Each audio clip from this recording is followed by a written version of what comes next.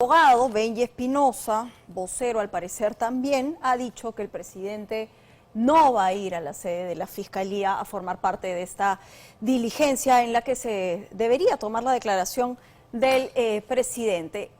La discusión está ahora es una discusión jurídica, se la vamos a preguntar a Romy Chan, pero quiero ir más allá de eso, porque ¿cuál sería la consecuencia directa de que el presidente hoy no forme parte de esta diligencia? Romy, gracias por estar hoy con nosotros. Buenos días.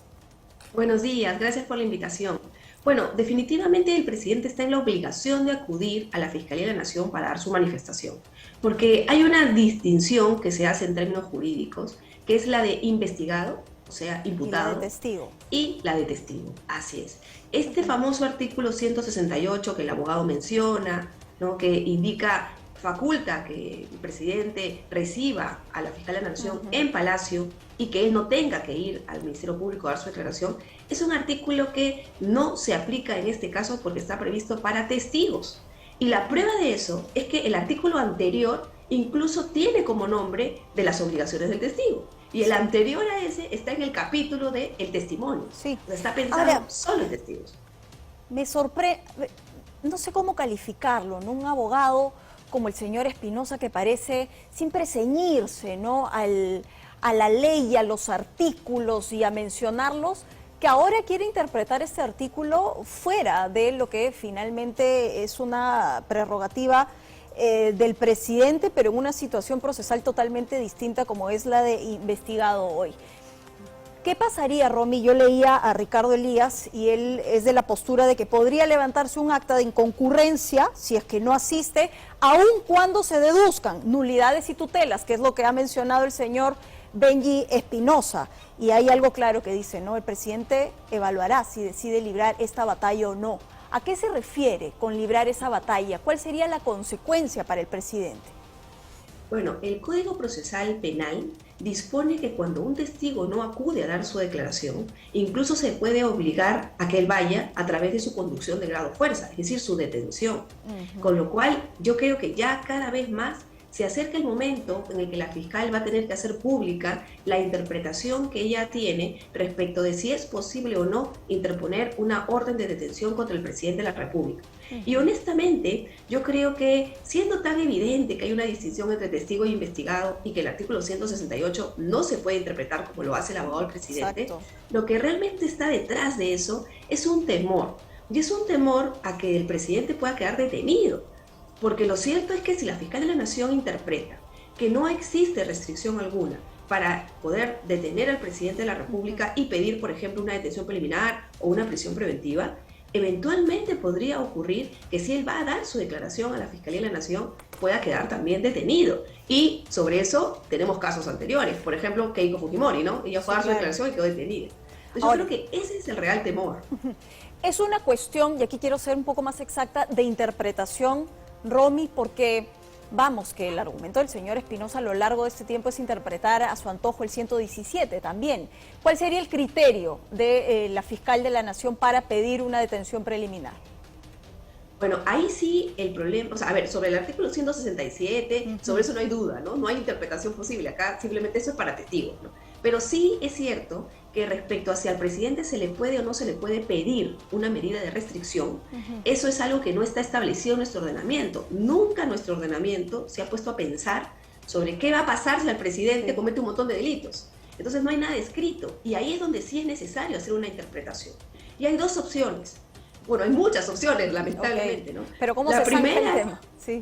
Así es, ¿no? La primera es que ella considere que no necesita ningún permiso del Congreso y que ella puede pedir una detención preliminar y si el Poder Judicial la concede, bueno, entonces es totalmente regular y legal independientemente de los reclamos que el presidente pueda poner, lo que no detendrá la medida de detención. Y la otra opción es que ella considere que sí es necesario pedir un levantamiento de inmunidad al Congreso de la República. O sea, con lo cual, bueno, tendrá que hacer ese trámite previamente, ¿no? Pero hay muchas alternativas. Entonces, la posibilidad de una detención en este momento contra el presidente Castillo sí es una posibilidad concreta que de seguro debe estar manejando la Fiscalía de la Nación y creo que es lo que en el fondo esconde este temor del presidente de no querer ir al Ministerio Público. Porque es muy distinto que él vaya a la Fiscalía de la Nación a que la Fiscalía de la Nación tenga que ir a Palacio. Ahí en Palacio está la seguridad del presidente, los policías de su confianza, pero en el Ministerio Público no.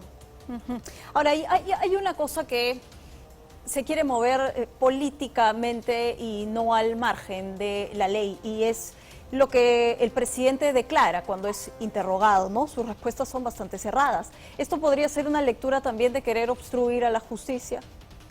No, porque en realidad él al ser investigado, él tiene derecho incluso a guardar A guardar silencio. silencio, sí.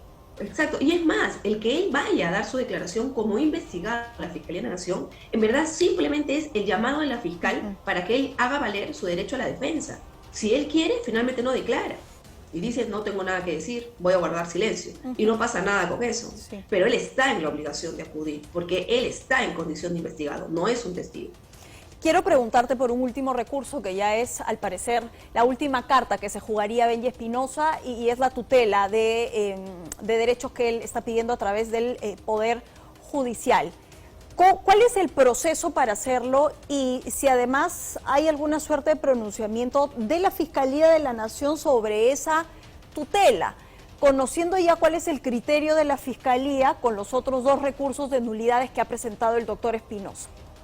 Bueno, él tiene derecho a presentar todo pedido que desee y que se encuentre en el marco de nuestro ordenamiento jurídico. Sí. Uno de esos, además de la nulidad, se llama tutela de derechos. La tutela se presenta cuando él considera, ojo, que la Fiscalía o el Poder Judicial están vulnerando los derechos del presidente Castillo, de su defendido. Y frente a eso, el Poder Judicial va a resolver y dirá si se está vulnerando, no se está vulnerando. Entonces, simplemente es un tema de un trámite, ¿no? Pero claro, no detiene las actuaciones que el Ministerio Público está realizando. Es decir, no detiene o no impide que él tenga que acudir a dar su declaración. Eso sigue su trámite.